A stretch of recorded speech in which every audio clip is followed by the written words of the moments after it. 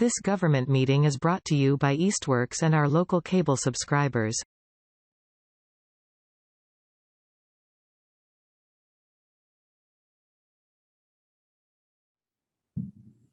All right, with that, we'll call to order this meeting of Easthampton Planning Board for Tuesday, March 29th, 2022. All members are appearing remotely and the meeting is being recorded. Before we get to our one agenda item, is there anyone here who'd like to speak to anything that is not on the agenda? Raise your Zoom hand or unmute. All right, then the first item on the agenda is the continued public hearing to amend the zoning ordinance for the Smart Growth Overlay District and the Residential Development for Affordable Housing Plan. We're joined by City Council Ordinance Subcommittee.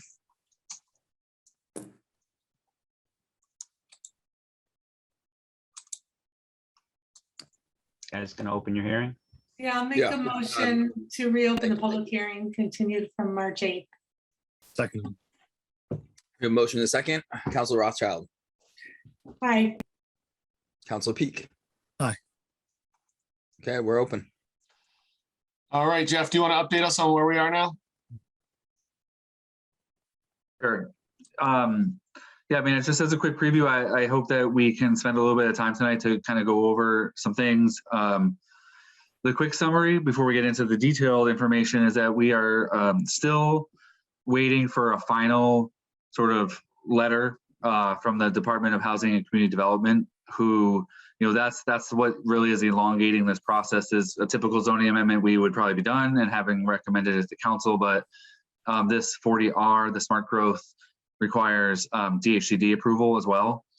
So we've been running the parallel path with our local process and with DHCD. The technical element is that they had 60 days from our submission to issue us a letter, and that 60 days happens to be the end of this month. So by Thursday, technically, so we missed it. We missed our timeline a little bit, but the good news is that I did communicate with the program manager at DHCD. His name's William Rialt.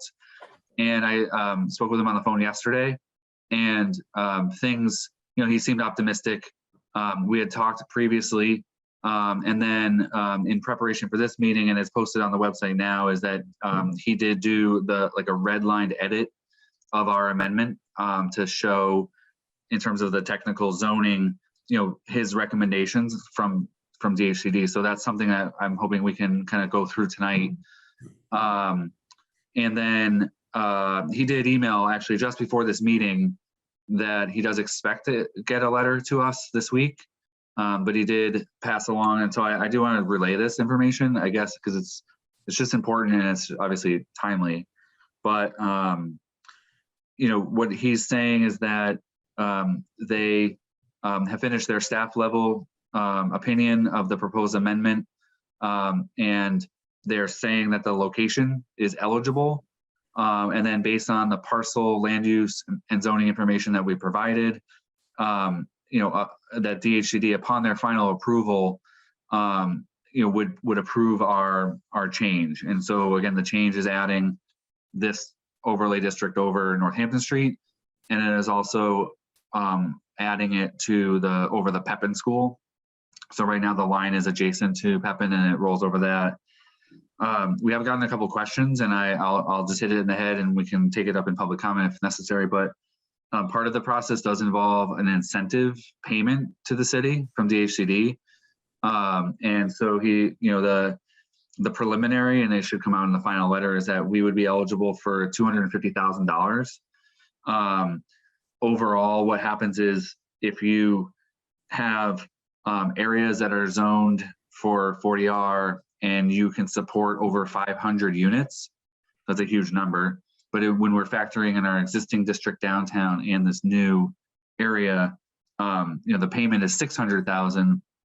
But going back in time, the city has already received more than half of that. When we created the downtown district in 2009, 2010, the city got $350,000. And by adding this, we get some more.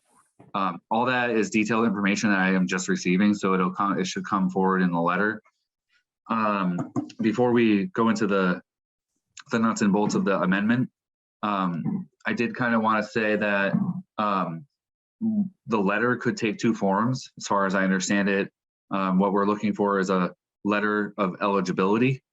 And if we get just a letter of eligibility, that would authorize us to get that payment upon adoption of the zoning. But another scenario which we have yet to see is if we get a conditional letter of eligibility, it would be that they've identified some concern or issue potentially with infrastructure that they would want us to come up with a 5-year plan to fix before we're eligible for that payment.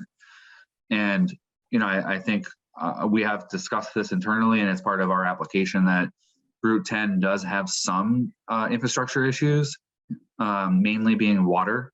The water line and water service on Route 10 has been known to DPW to be maybe underserved. So the big question is whether we get a letter of eligibility, which is a clear, kind of a clear approval, or a conditional, in which case, excuse me, we'd have to come up with like a 5-year plan. And for purposes of discussion, that 5-year plan would really involve Mass DOT, because Mass DOT controls Route 10. So we're getting a little ahead of ourselves with that, but that is the two options I think would come forward with the letter. Both end us up in the same path, which is we come whenever we're ready out of this joint public hearing, excuse me again, we go to City Council. City Council has to adopt the zoning amendment, and then we move into those next steps, whether it's a payment of some sort or whether it's coming up with a 5-year plan. So regardless of the letter, the outcome is really the same, which is that they want to see the City Council formally adopt it before we take any next steps. So maybe before I advance in and start screen sharing, does that generate any questions, or for either of the chair people? I have no questions. Looks like Councilor Peak had a question. Tom. Yeah, sure. I'm just clarifying, since we are not going to be, since we don't have the letter yet, does that mean that we should probably be holding off on taking a vote on this tonight? Or does the email that we received constitute enough that you think we can recommend this to the council? That's just what I'm curious about.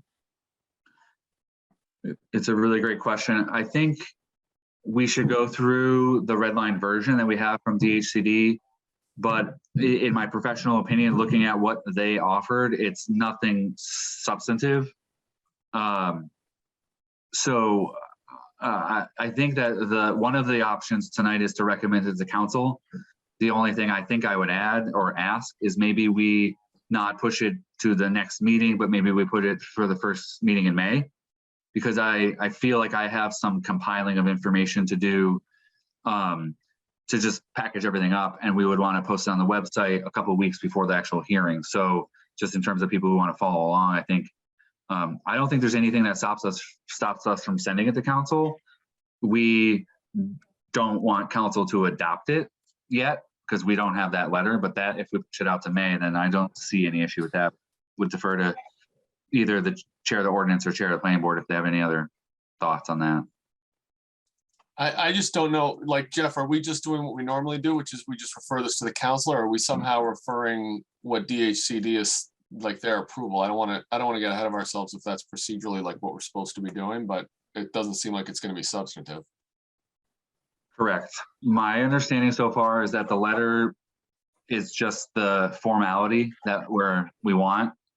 Again, if it's just a clean letter of eligibility or a conditional letter, it still causes us to bring the whole amendment to council for adoption. So really the path and the outcome are really tended to be the same. So the letter, what I would love to do is talk it through tonight. If we feel like we're ready, recommend it to council. And then if it's May 4th or something, then we would have the letter to attach into the packet. Unless we want to continue for another, I would suggest not a long time at this point, another week or two. So there's a couple options there. All right, so why don't, I guess let's go through the red line stuff first, and then we can see where we are when we're done with that. Does that make sense to everyone? Sure. It looks I like have- Tom has another Tom, do you have question. another question? Yeah. Yeah, just before we start looking at the red line stuff, the last time we met about this, we got a good deal of feedback from Jessica Allen about some various things. And I know that Jeff, you and I had spoken, and I'm just curious. I know that you said that you had some thoughts on how to address those comments, and I'm curious, is that also in the red line version, or is there, like, is the draft that we're going to look at, does that conclude those things, or is that a separate, are we talking about that separately? Because I just want to make sure that those as sort of as a player in that field, that that those thoughts get some consideration before it gets referred to the council, where, I mean, I think we all know that the full council is not really always the greatest place to have like substantial policy debates, like the finer points of amending things, just because there's 9 people and, you know, not all of them, not most of them have seen this before. Yep. So that's great. Thank you, Tom, for kind of bringing that up. So, you know, what I was looking at before the meeting is just kind of a time, like a reverse timeline to go back. The planning board and ordinances had been having this hearing for a little while. So the planning board and ordinance had a public hearing on December 14th. And that is the meeting that Valley CDC attended. So, you know, it's specifically Jessica Allen, who is working with Valley CDC, has a project that is funded through our CPA to evaluate affordable housing opportunities. And so as part of that project, Valley CDC reviewed our amendment. So she came to the meeting and offered verbal testimony. But then what happened was, I was just retracing my steps here. So on December 27th, kind of at the request of either the committee or myself, she offered a red line version, adding all those annotated changes.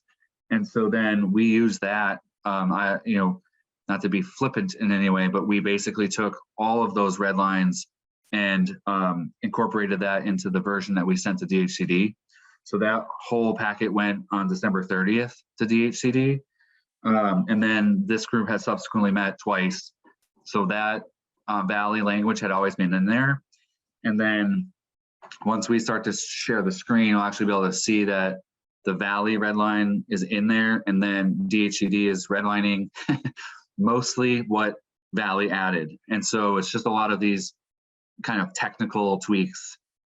So yeah, so the really short answer, Tom, is that it's all been incorporated, and that those amendments actually went to DHCD, and the committee has seen it twice. But you know, it's talking about the finer points of some of the percentages and the calculations, and some of the references to subsidizing agencies, and some of the references to rental processes and things like that. So that was all the comments from Valley, and they were all sent. So I feel like we've addressed that, and DHCD's seen that too. So that's all, that should be all good in terms of that sense of that situation. Excellent. All right, I guess let's dive into the red lines. Jeff, do you want to walk through them for us? Sure, and if it's okay, there was a chat. You know, if it's okay for me to say this, I mean, I think generally if during the public hearing we don't use the chat. So there's a person I think who had some comments. I would recommend that at a certain point here, this shouldn't take too long, but at a certain point, the chair of the planning board and the chair of ordinance will open it up to public comment, and I would encourage that person to make some statements then. Nothing of substance coming in there, but I just want to address that we're trying to have the chat come verbally at, you know, in a few minutes. Looks like Jim has his hand up the old-fashioned way. I'm sorry, I don't mean to interrupt you, Jeff, but I just wanted to ask quickly, because I don't know if you're going to cover or not. You mentioned the name of the gentleman from CHCD. Is it RW, who is the initials quoted throughout this document, commented RW, or does RW mean something else in all the comments you're about to show us? That's a great question. When I open it, let me see if I can figure that out. I think RW is not ringing a bell. It should be RWR. Maybe, I don't know. If you, that's a great question. And my screen, For some reason, my Wi-Fi is getting all funky now at home. Everyone else is frozen except for me right now. So let me start to share my screen, and I think we can get through that. Does that make sense? Yeah. Okay.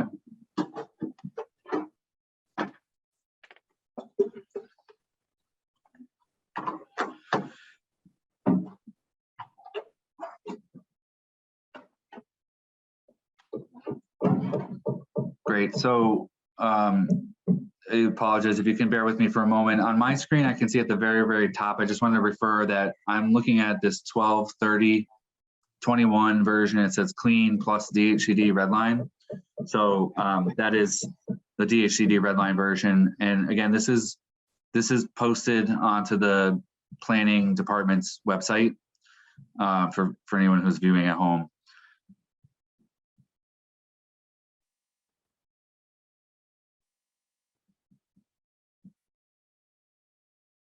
Okay, so this may be laborious, but I think we should do it. I'm going to go line by line. So I see Riel William in mind with the Office of Community Development of the OCD there. So you know, the first real thing is enabling laws is change the governing laws, and there's a simple explanation of that. The second item, monitoring agent, is just relocated. Under term and as of right. He and I spoke about this, and it's really just elaborating on the definition to add that it's subject to DHCD approval, plus our regulations, guidelines, application forms, and it's really just, you know, kind of more explanatory in nature. Governing laws, monitoring agent was relocated. This is the nature of these recommendations almost all the way through. So I just do want to just go through them, but residential project is really to acknowledge, he acknowledges it somewhere else that parking is not a requirement in the event that the planning, you know, the permit granting authority were to waive it. So, you know, any allowed or required. He's really just offering these recommendations based on the fact that DHCD reviews many of these applications every year, and they do have a best practice. Under townhouse, really just simple reference to including yard and landscaped areas. It's a suggestion, and many of these, my professional opinion is that we accept them because a project would go to DHCD too, and so we want to kind of be on the same page with them. Very good observation that the reference to the map would need to change. So at some point, if we proceed, the map would be updated and there would be a new date for the map that shows the overlay districts. Again, the enabling and governing laws, the word sub-district is added. Here in the middle is changing planning board to the PAA, which is the Plan Approval Authority. So it's just the general term for that. And here we're just going through the table of uses in which there's not many suggestions. Here is a curiosity, and I think it's a good thing that we would potentially add a simple piece of language here with reference to existing building prior to the adoption of this overlay district. It's pretty common to kind of tag dates. Here, he's identified just a simple glitch in our ordinance, which is we don't have a date in that section.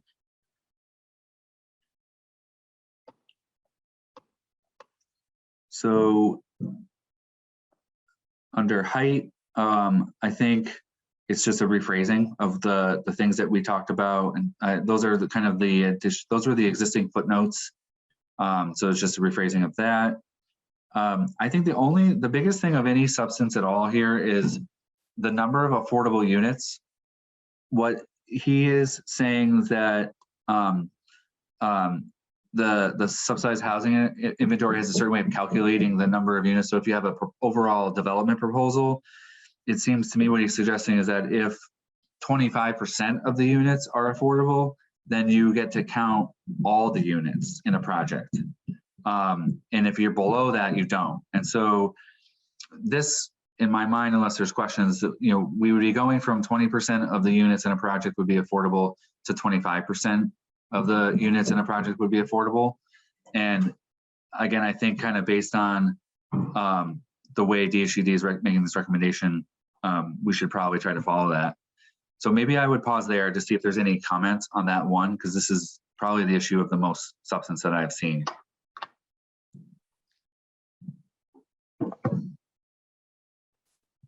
Any comments, questions from board or counselors? I don't have any objection to that. I think it makes I sense. mean, I didn't know that that's how their counting rule worked, but in that context, the 25 does make, I think, more sense, right? I think it makes more sense personally. I also think it's kind of a classic sort of policy decision that might, if the full council wants to debate that, they can, but it certainly seems logical to me. I think so. Now, Jeff, can you clarify just really quickly on that? So if we have 25% is rental, then all of the units get calculated or counted towards our like overall affordability for the city? That's my understanding of how he is suggesting this language. Okay, that's good.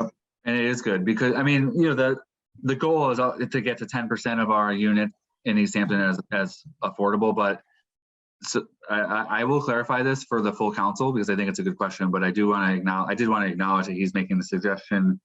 And so much is the case that they've actually incorporated it into their template, which we didn't have available to us when we were making our first round of draft edits. So, okay, I'm going to keep going. So the fractional unit, we had pegged if you're at a half of a unit or more, it would round up. And I think the suggestion is that any fraction of a unit results in a rounding up. And he lists an example that in one case, there was a fraction, like a quarter of a unit was the calculation, and by rounding all the way up, they got a unit, an extra affordable unit out of it. So my professional opinion is that I think if we're being clear in the ordinance that that's the way it goes, then anyone looking at this can also predict that as well. So giving a little predictability on that one. Just have a quick question. Yep. Can you just, I'm new to this, so can you just explain to me what you mean by a fractional unit of a, sorry. Can you, any fractional unit of what? Yeah, and I am the wrong person to do this, but because I'm terrible at math. So let's say there was a project that had 23 total units, 20%, and I just went to 20% because that was our old calculation. It would result in 4.6 affordable units. So in that case, it would have rounded up to 5. But Okay. if there was a project that had 22 units, and for simple math, if you did 20% of that, it would result in 4.4 affordable units. And so under our previous iteration, that would have gotten rounded down to 4 affordable units. And in this case, DHCD is saying we're recommending it 4.4 rounds up to 5 affordable units. And so the idea is always to get that additional affordable unit. Sure. So both of these in this 7.461 are they're kind of, it almost gives you bonus units and getting towards that 10%. Correct. Thank you. Yep. And again, the premise of this is that a developer or someone looking at a project is trying to get more density. So that's their incentive, and the gain that we get is those affordable units out of the project. So as many as we can get, that seems to be what DHCD is suggesting. That was helpful. That was a good question. So here, here's where, okay, I see Councilor Peak raised his hand. Do you want me to stop? Yeah, just real quick. I just want to, just for the record, say I have no problem with this from a legislative perspective. I think that if this is the language that that that the Commonwealth is suggesting we use, and that it's in line with their methods, and I think that's fine. But I just do want to say that just in case anyone watches this in the future, I am slightly uncomfortable about the idea of non-affordable units being counted towards the inventory. I understand that actually would be probably beneficial to the city, but in terms of just the actual policy goals there of actually making sure that, you know, struggling people in our city actually have a place to live, there's something about that that doesn't sit entirely right with me.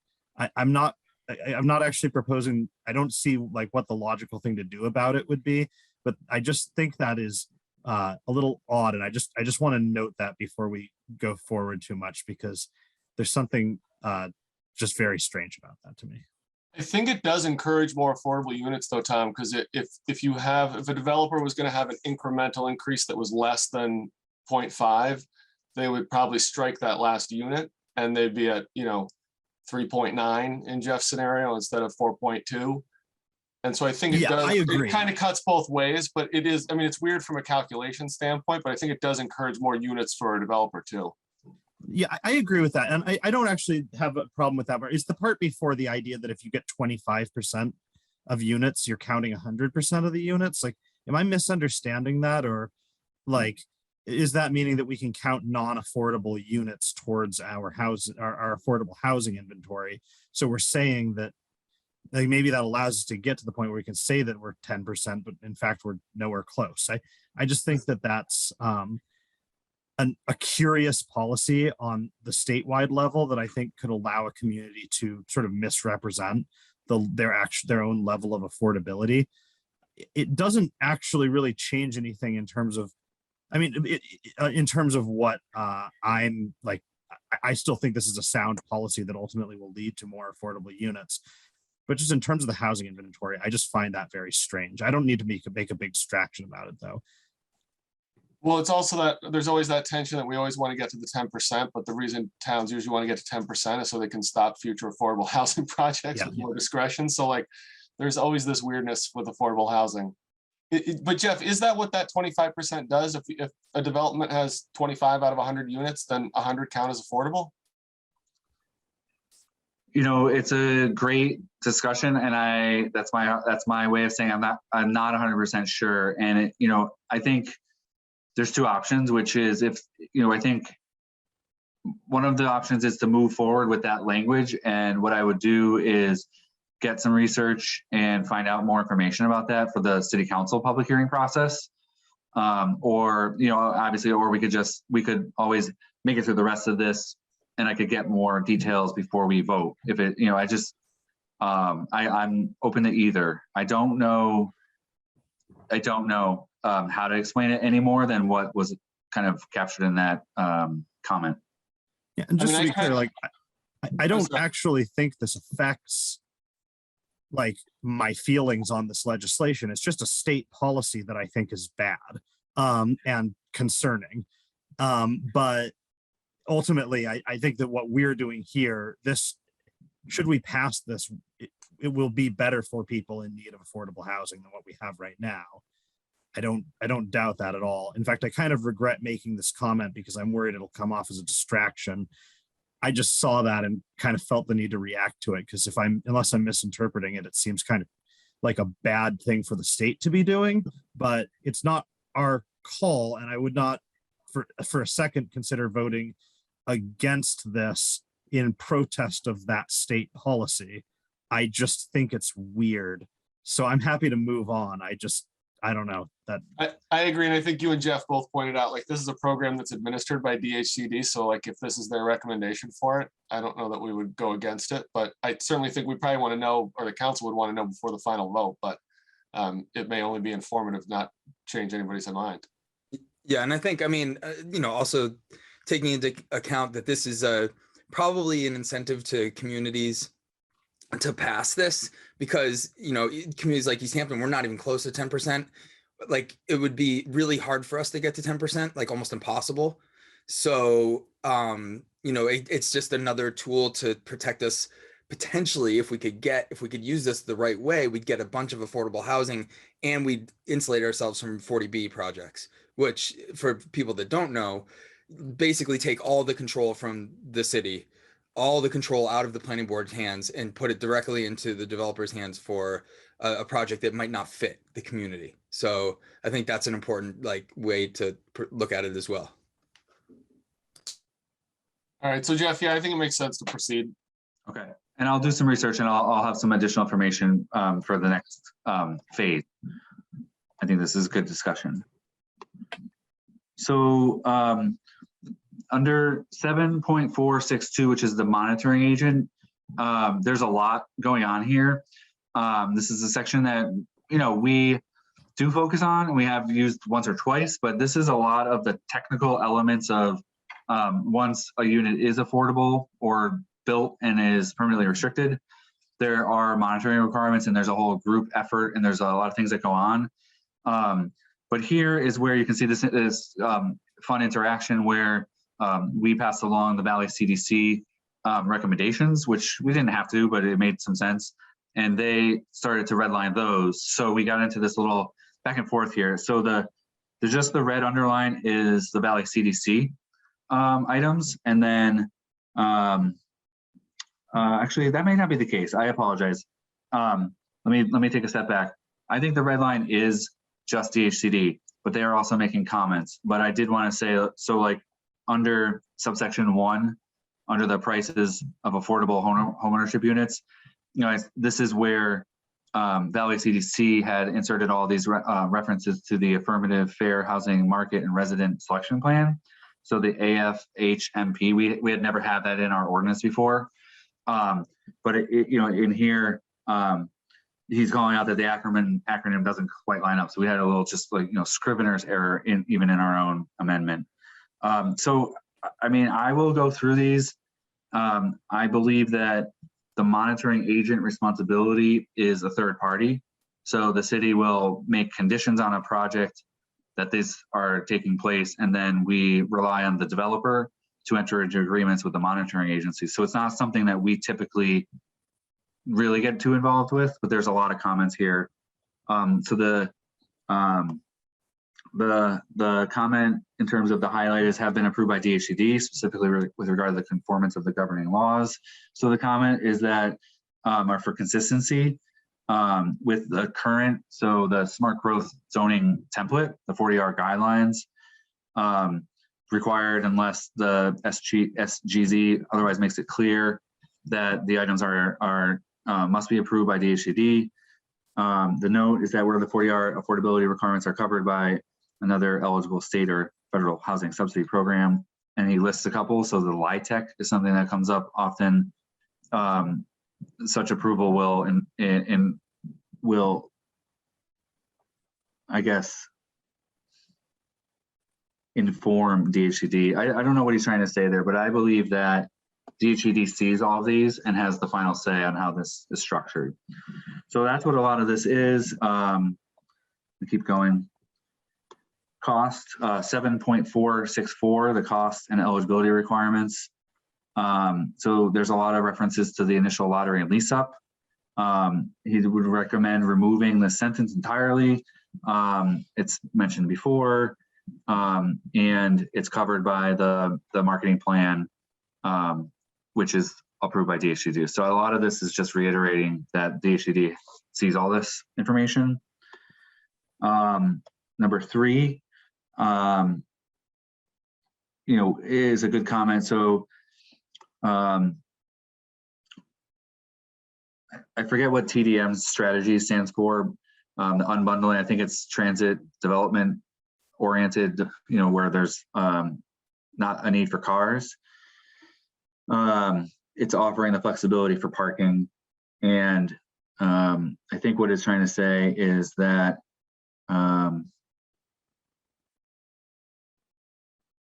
somewhere else he's saying that the parking is separate from the cost of the units. So I apologize. I don't know if there's a preference for me to be reading all this, or if we're just kind of going through it to acknowledge that DHCD has seen all this stuff. The design and construction criteria, we did provide, if you'll recall, this group went through the design standards And there were some relatively minor amendments, mostly with regard to sort of sustainability and green energy efforts. So they're adding in language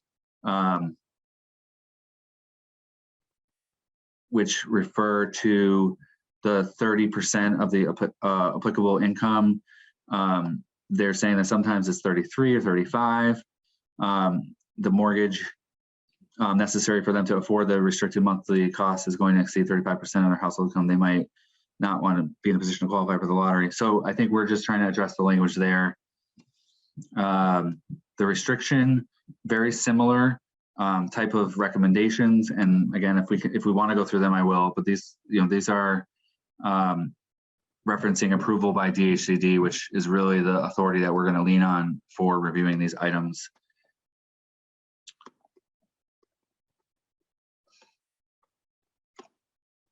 So then 7.467, it simplifies and eliminates any discrepancies or confusion. There's a suggestion to remove because it seems redundant. Under the waiver,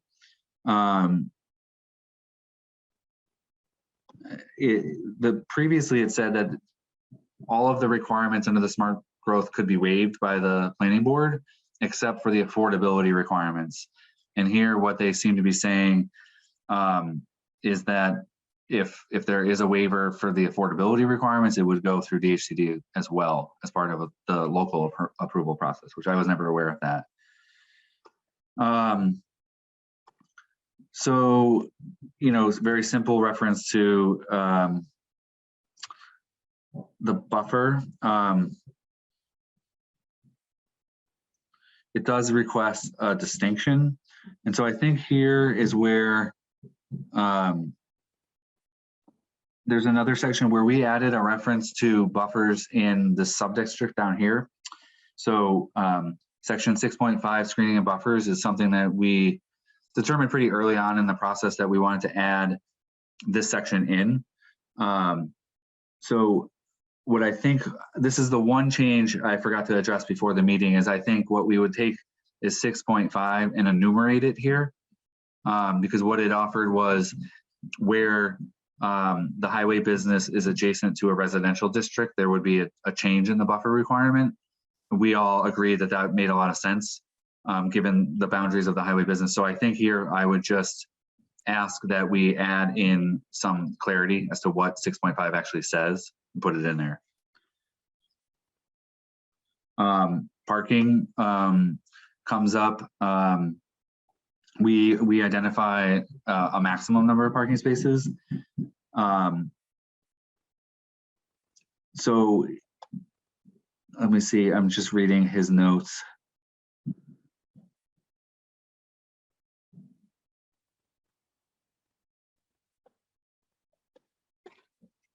What I understand is happening here is that they're suggesting that they would offer more flexibility with parking. So we're hitting a maximum. We do say that parking is something that can be waived or modified through the process, so someone can have some additional flexibility.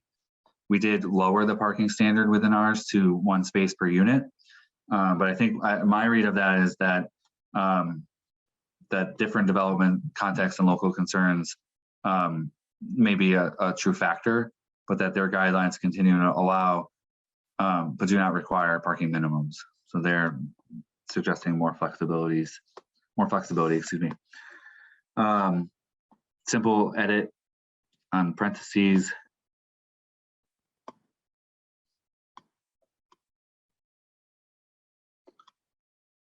So again, the location of parking, just offering a suggestion and flexibility. Simple reference to that if we continue to change or make amendments, we go back to DHCD.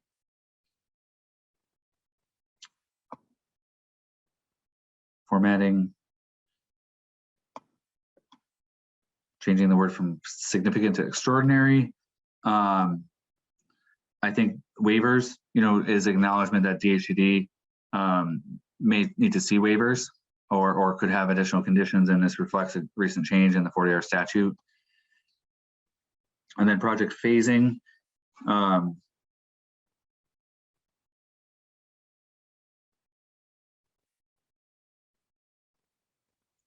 I think that he's referencing the guidelines, and given that largely reiterates, it's fine to eliminate the redundancy. So, I mean, a lot of this is detailed edits based on their review of the guidelines. So here we did, I think we're almost done, and I did have a conversation with him because 8.6 is in Easthampton zoning ordinance. It's not the smart growth overlay district. So I think he got a little confused, but he did note that in our amendment, we did have some typos still, that what we're doing in that separate section, not the smart growth, is we're taking it from special permit to plan approval. So he caught that. So it was like having an extra set of eyes here.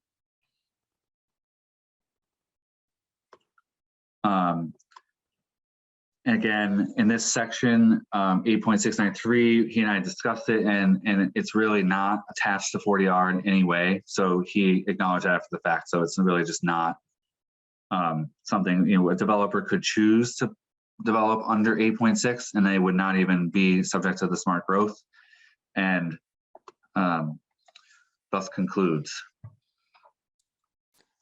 All right, any comments, questions from planning board or counselors? James? Sorry, I had to find the mute button. I just want to state overall that I agree with the change to 25% and the rounding up. I do agree that was the most substantive thing there. Everything else seemed very generic, and overall, I personally am on board with approval today. Thank you. Thanks, James. Any other board members or counselors, comments, questions? All right, members of the public, any comments or questions? You can raise your Zoom hand or turn on your camera and raise your real hand or unmute and ask to address us.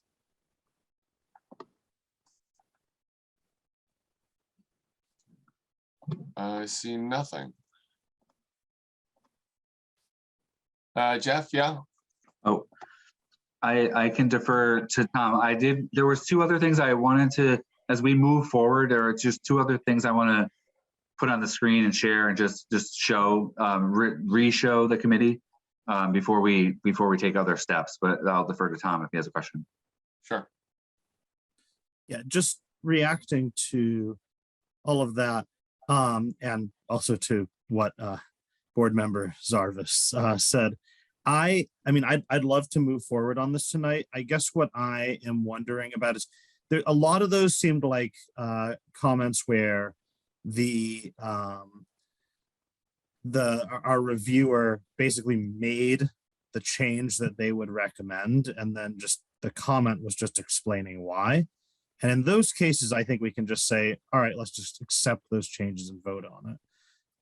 My only concern is it did seem like there was a couple sections where they were asking for us to add additional language or additional information in there.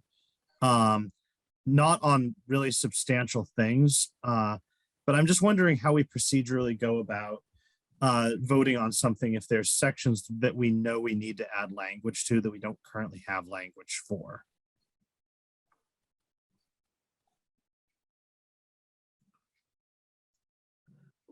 Yeah, I don't know, Jesse or Salem, if you want to chime in. I don't, my recollection was it was just that 6.5 for the screening and buffer, unless there was something else that I'm not recalling that we wanted to add in there. That's the main one I'm remembering. I mean, we can certainly look at that now. I mean, in the past, we have referred proposed bylaws back to the city council to sort of fill in some blanks, but we certainly can put something in now and talk about it. And is it, Jeff, is that just changing the buffer to the language that calls it a setback instead, or because I feel like we had defined what we wanted those setbacks to be for the buffer.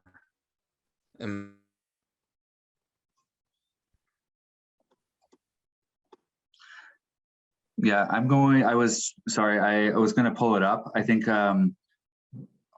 that's what I was hoping we could do, is just look at section 6.5 And I'm going to try to get there now.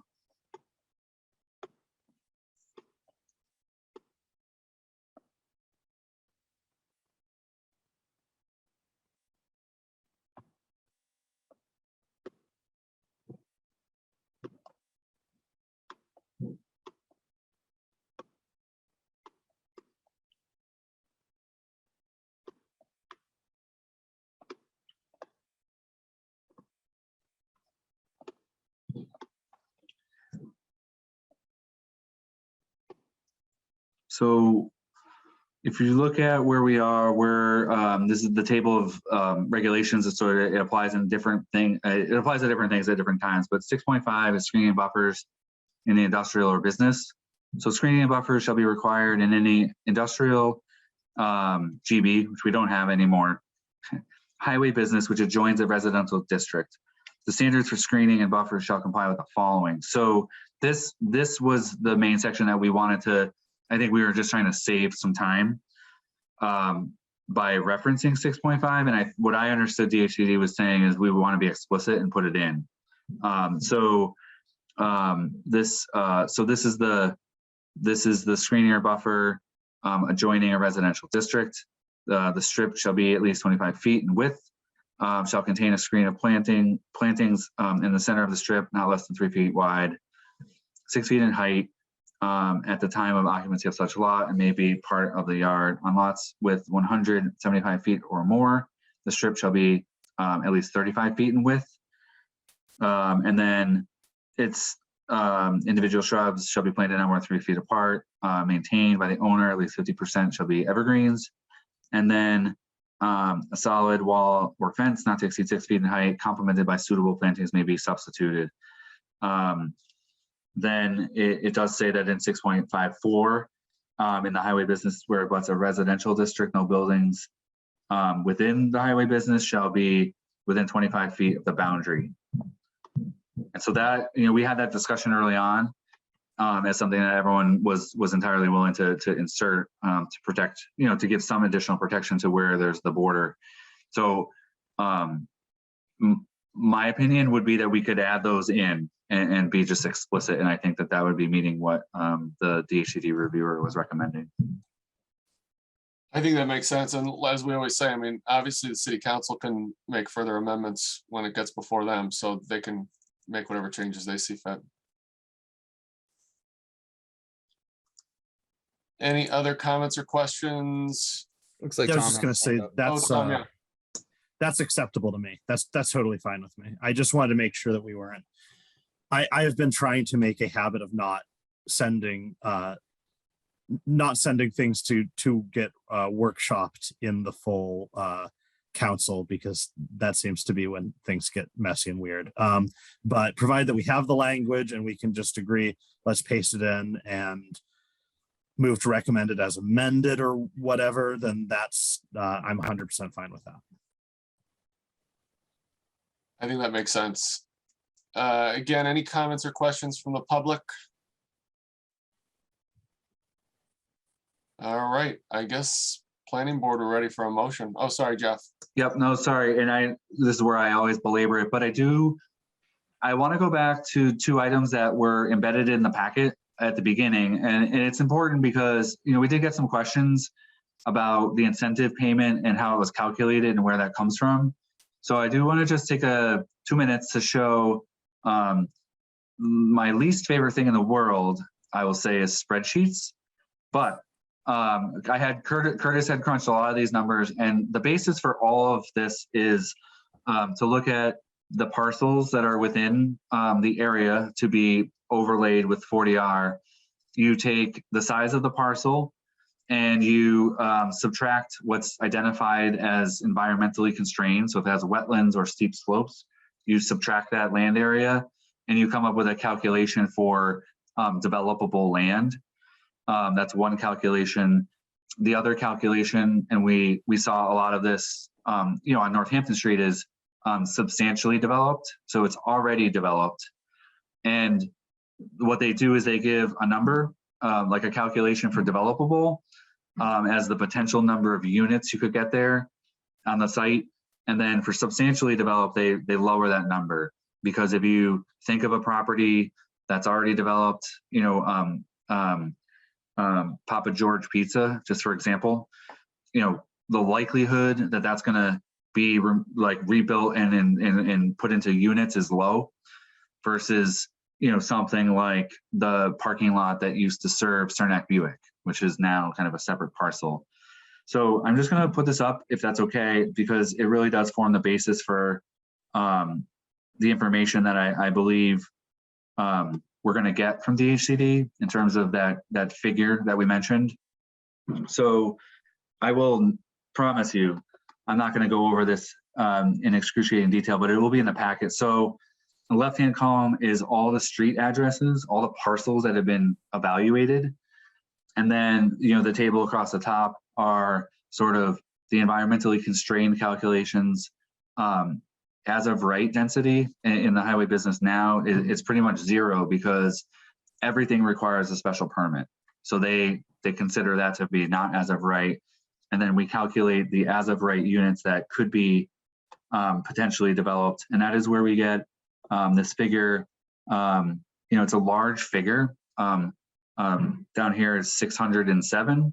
And then the future, the FZU is future zone units is 373. That's really the number that, based on these raw calculations, and the way they calculate that is they take the remaining land area and they divide it by a certain number of units, and that's the number.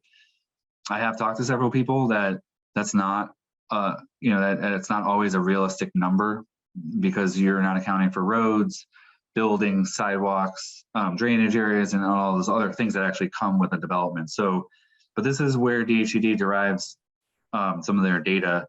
One of the things that we did get a correspondence was the reviewer looked on Google Maps and our assessor's records, and for example, picked up the house that is next to Tasty Top, which, if you look at the assessor's records, it's a 2-family house. And so he had said, that's a 2-family house, we're going to call it substantially developed. I did articulate that it has been abandoned for 10 years. There are no utilities attached to that house, and good, bad, or indifferent, it's always been kind of slated for removal as part of that, whatever happens on that site. So for the Stop and Shop, for example. The other site that they questioned was Cernak Buick. And interestingly, if you looked at Cernak Buick on Google Maps, it shows an active car dealership with cars parked on, you know, all across where Captain Jack's was last year. That was all parked with vehicles. And so I explained that, you know, they went out of business, you know, about a year ago, and that one part is developed as a cannabis dispensary and the other is not. And so we made those kind of responses back. And so we believe that should be incorporated into the letter that we get. And I haven't heard from him saying that that's not realistic to count those. So the last thing I'll just show on the screen as a reminder of where this all started was, this is the map of Northampton Street area. So again, to put some images to the lingo, the green parcels are the ones that are considered developable by terms of DHCD, and the orange parcels are the ones that are determined to be substantially developed. So as you go through these calculus, the orange gets less units attributed to them and the green gets more. And so I just felt like it was important for me to reiterate this and show this, because it'll get embedded in the packet that goes to council. But that's kind of the basis for how DHCD does these, is they then determine the number of units, and there's a calculus for the incentive payment that the city would be eligible for. And then in full disclosure, that's an initial payment that comes to the city. And then if we actually see a project get developed, then there's a bonus incentive payment that the city gets later. And this all sounds very dreamy, but you know, we have had very little development happening with the 40R. The two that we have are the apartments, the building across from Nashawanek Pond, Cottage Square, was renovated into affordable units in 2015. And so that is really the only bonus incentive payments the city has received. What we expect is the redevelopment of Jim's Package Store. That has been through the planning board multiple times, but they are saying that they have figured out all the financing and will make that project work. And so that'll be 22 units that the city might eventually see as bonus incentive payments. But other than that, it's not, it's not a windfall, but it is an incentive for us to be working towards this. And I just wanted to kind of flag those things before we kind of embark into the next step. Yeah, Lindsay?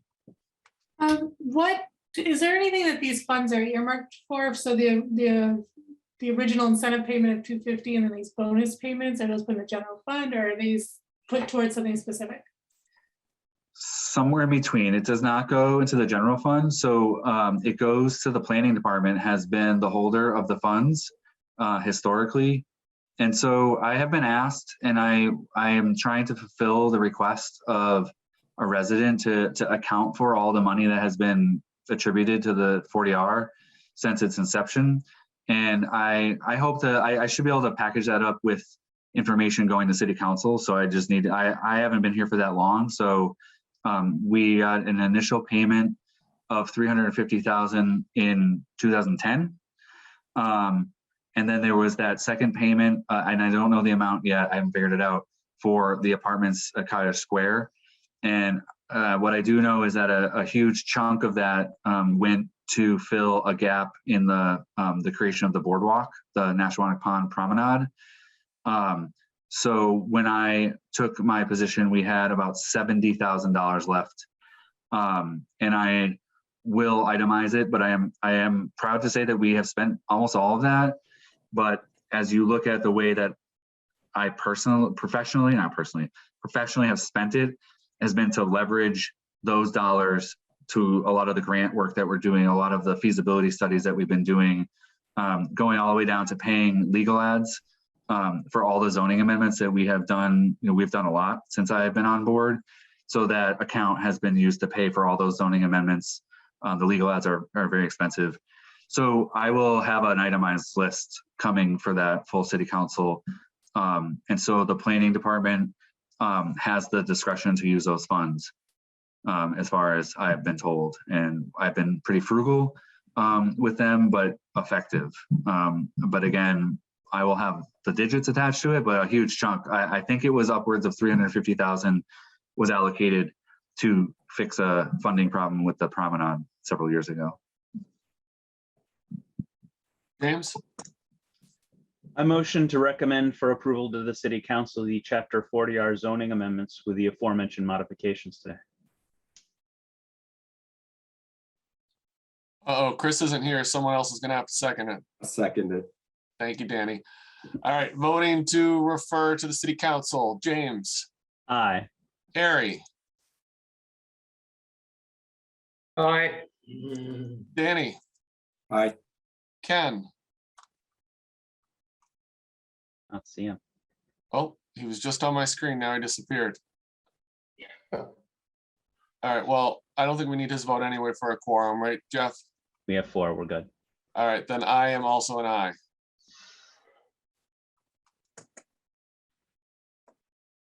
Yay. Can you give me the language of that for my minutes again? Really quickly.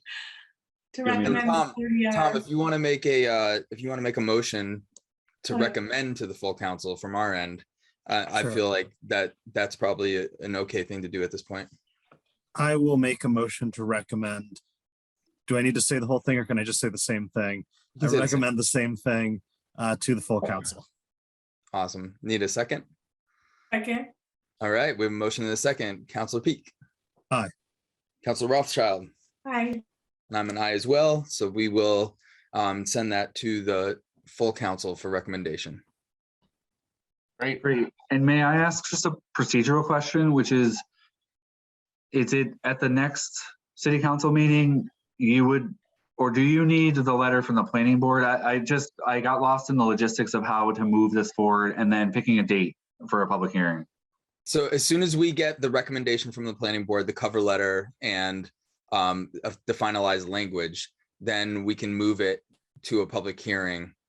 And I think the date you mentioned, the May 4th probably would be fine if you can get that to us before the second city council meeting in April. Yeah, I think that that's a great timeline, because as we discussed, I have some work to package everything up. And then we want to top it off with that DHCD letter. So if we look at that timeline in detail here, it's going to be the second meeting of city council is The 20th. the 20th. April 20th. Okay. Yep. And the deadline to submit that packet is April 14th. Correct. Okay, now I think that's going to work well. I think that's great, and it keeps us on track. One last thing, I'm sorry, is that this also factors into the school reuse discussion, so that will keep us on this pace that we are also running on a different track. But that's really good. That works. Awesome. All right. Well done, everyone. I will Nice take a job. motion to adjourn from the planning board. Motion to adjourn. Second. All right, moving to adjourn. James, Aye. Harry, Aye. Danny, Aye. and I am an I. I'll take a motion to adjourn from the ordinance side. So moved. Second, All right, we have a motion to the second. Council Rothschild, hi. Council Peak. Aye. I'm an aye as well. Thank you, everybody. Yeah, thank you all. Have a good night. Thanks, everyone. Good night, I appreciate Bye. your hard work on this. Yeah, that's great. Thank you, everybody. Take care. This government meeting is brought to you by Eastworks and our local cable subscribers.